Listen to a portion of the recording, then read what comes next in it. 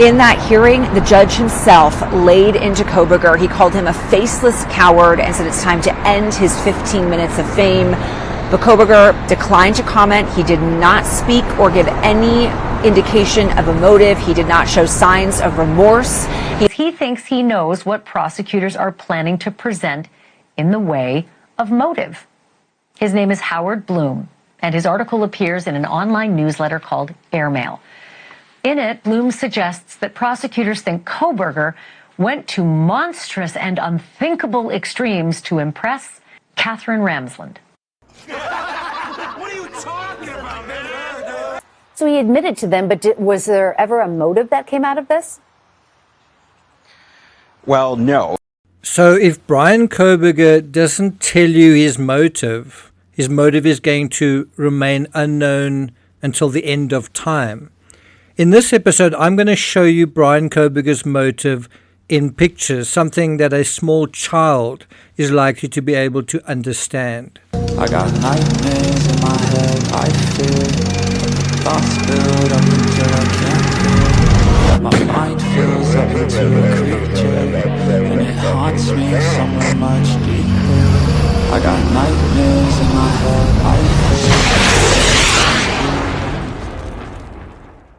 Now, the reason I'm doing this analysis is I recently came across an article which revisited the inside of the Idaho 4 crime scene, what I call the funhouse. It was a very shallow piece that attempted to fathom this case by looking at photos and failing miserably. You can fathom a case by looking at photos, but it requires a lot of insight, a lot of experience. That sort of Sherlock Holmes X factor where you can extrapolate things from very small details. Most people don't have the ability to do that.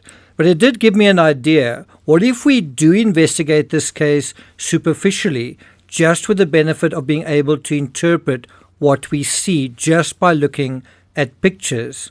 In other words, let's look at Bryan Kohberger's motive in pictures. Now, when I talk about having insight into a particular crime, you do get insight by actually going to the area, and I have visited the area myself. In fact, I've driven directly from the funhouse in Moscow to Kohberger's characterless digs in Pullman, Washington. And you really feel the difference when you do that, when you drive directly from the one to the other.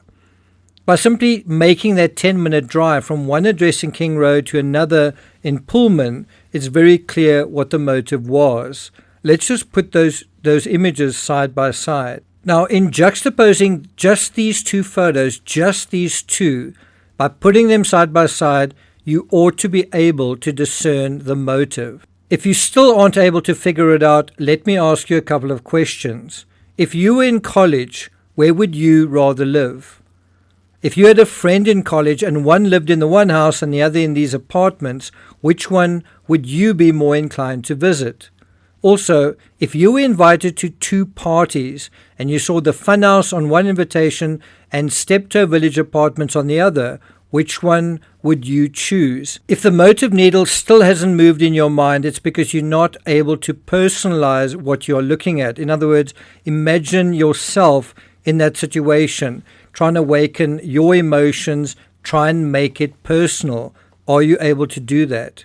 Now, it's also not just the student digs that are different.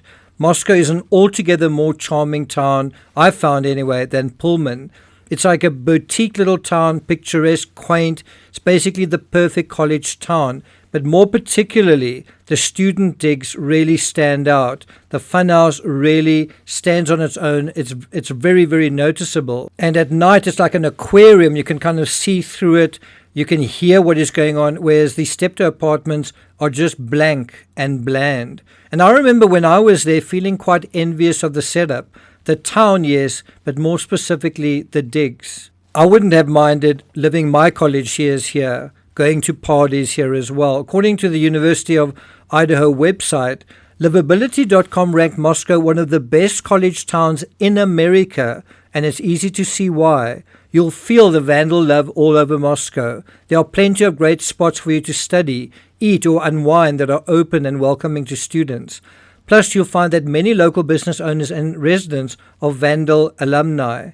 They love Moscow so much they don't want to leave. Now, although Pullman has been ranked the second best college town in the States by Rent Cafe, that is based largely on low cost of living and air quality, not the kind of thing that really makes hearts go aflutter. Still, the comparison to draw here isn't so much Pullman versus Moscow, but Kohberger's home situation versus Maddie's, Kaylee's, Xana's, and Ethan's. It's really like chalk and cheese, but then so are these people. If Kohberger had virtually zero social media presence, Maddie and Kaylee were emerging rock stars on campus. All four of them were. They were really all four darlings of their peers. Whereas Kohberger stood apart as someone with the absolute lowest social currency, the dregs of humanity. Now, besides close friendships with each other, they had roommates that they got along with, they had neighbors that they partied with, so much so that the police even came over quite often, and there were obviously plenty of romantic trysts. Kohberger had none of that. And now let's come back to that article I referred to earlier. And this is an excerpt from that article. What disturbs most is the absence of motive. Kohberger had no apparent connection to any of his victims. And that, I think, was the thing that really ate at him. He wanted to have a connection. He wanted to have friendships. He wanted to have relationships. He wanted to have sexual experiences when he was at college. But he wasn't having these experiences. So here you have someone seeing the problem but not being able to read it with any insight. She goes on to write, no rage, no grievance, no reason that might offer comfort or logic. Well, I'm not sure when you're dealing with criminal psychology whether you're ever looking for comfort. And logic isn't really part of it either. You're looking at criminal psychology, which is its own kind of, I wouldn't even call it logic, it's its own kind of psychology. And then she writes, and that very senselessness is what keeps the case lodged in the public imagination. People cannot process a horror with no why. Why is it so hard to process this? Because there definitely was rage and grievance. But whose fault is it if you aren't able to see it? And so once again, we reach the end of a case in true crime, and the people reporting on it have absolutely no clue as to why. It's not because there is no why, it's because they are so bad at looking beyond the superficial. But I want to come back to those 2 points raised. No rage, no grievance. What are you talking about, man? I had a pretty good college experience. I think it lasted something like 10 years. And I'm feeling pretty aggrieved that my college experience wasn't as spiffy as this. I'm also kind of angry about it, and as I say, mine was pretty good. So you can only imagine how angry and aggrieved this guy felt.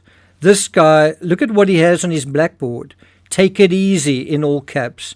Don't give up, in all caps. Who writes that to themselves when they're at college? Don't give up. Can you imagine Maddie or Kaylee or Xana or Ethan writing those words to themselves? Let's compare just the interior of the funhouse, shall we? We just want to look at photos of the inside of the funhouse and then compare it to the photos of the place where Kohberger stayed. Now, and just look at this. Look how lived in it looks, colorful. There's also a lot of social currency. A lot is happening here. There's music, there's noise, there's laughter, there's emotion, there's shouting, there's living going on within these walls and on these balconies. Meanwhile, Kohberger's apartment, by contrast, is sterile, empty, silent, characterless, as dead as he is. Have a look at the kitchen inside the funhouse. Notice a sign above the window. This is our happy place. Well, it was. It was often packed with young people inside. And Bryan's apartment, how happy do you think his place was? No good vibes there. And have a look at a bedroom inside the funhouse. And then Bryan's drab setup. Again and again the theme is repeated. Someone who is living their best life versus someone who is living their worst. And let me repeat that. This is about someone who is living their worst life. Bryan had no friends. He was about to be kicked out of position that he had. And a lot of the people that he was teaching really didn't like him. So no rage, no grievance. Well, the students had rage against him, his students. No grievance, his students had a grievance against him. Are you telling me he felt no rage in return, no grievance in return? Of course he did. Anyone who noticed what was going on around them ought to have felt something, felt some existential anguish, felt some cutting pain, like a knife wound, a pain in the chest, at the unlived life trickling by, almost like blood out of a wound. Kohberger was confronted by this discrepancy, the social lives of others, the soaring social lives of others versus his own spiraling social death, and he was experiencing it every day. And nothing that he did seemed to alter it. And so what was he going to do about it? Did you know it was Ethan Chapin's birthday on October 29th, about 2 weeks before he was murdered? What do you think Ethan did for his birthday? Do you think he received 2 cards, just 2 cards like Bryan did, from his mother and his sister? And these ended up being the sole decorations in his bland, bare, soulless apartment. Or do you think Ethan partied up a storm with all his friends, got drunk, had fun, had a rip-roaring time? And look at what it says on Bryan's card. Celebrate like a boss. Do you think he did? Well, with who was Bryan going to celebrate?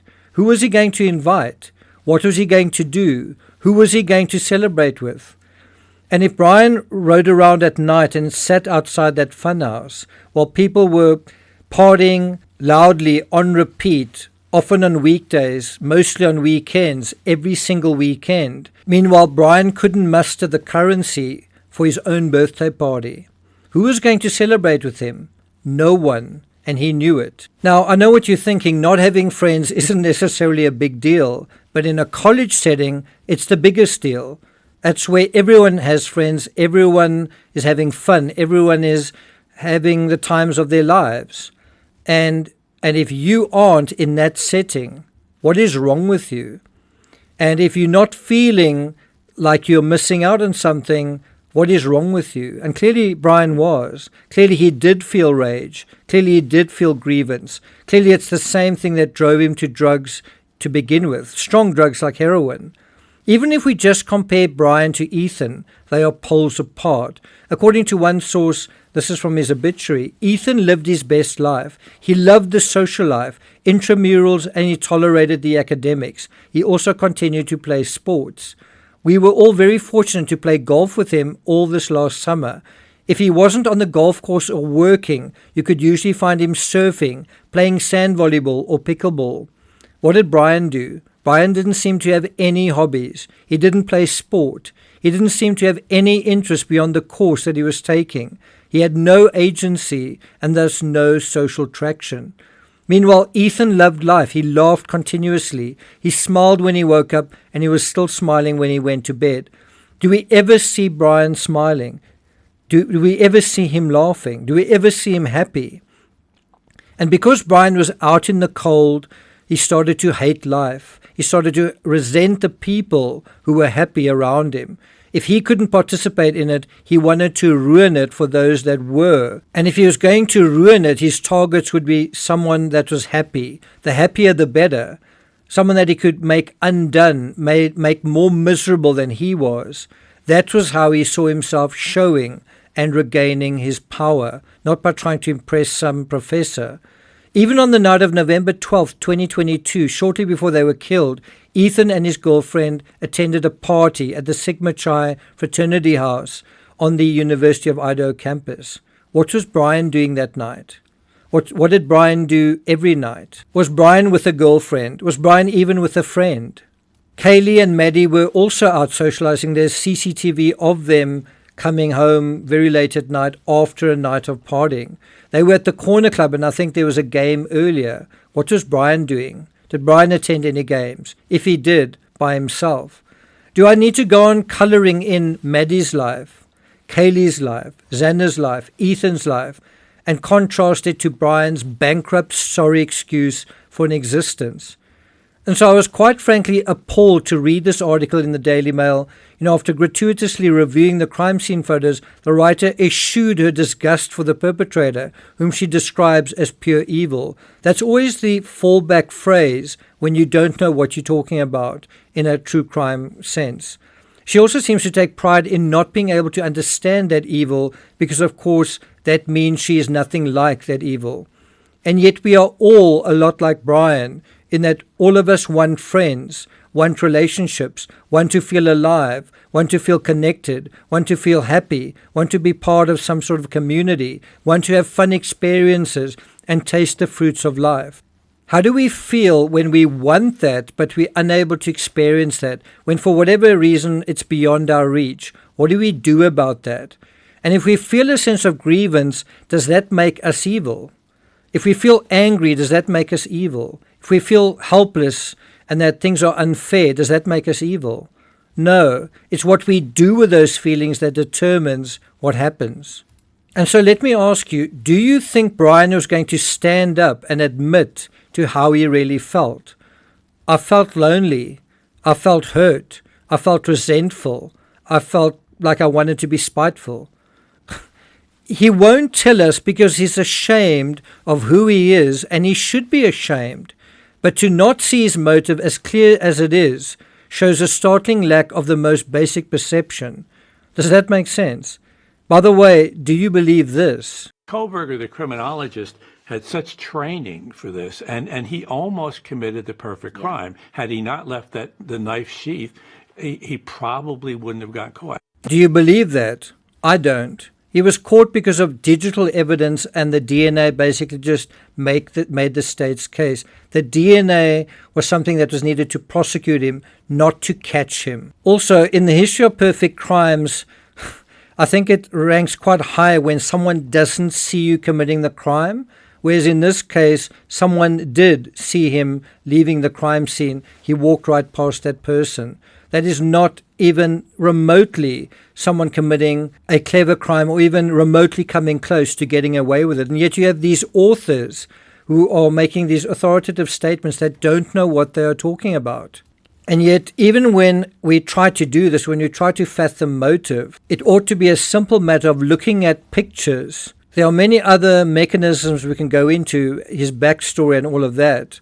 But even superficially, it ought to be abundantly clear what motivated Bryan. He was jealous of Maddie's life, wanted that kind of life as well, wanted in, and he wasn't being able to, and so that is why he extinguished it. And he wanted to hurt them. He wanted to hurt the community because that was how he felt.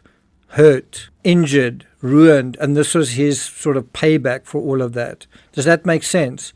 Thank you for listening, and I'll see you guys next time.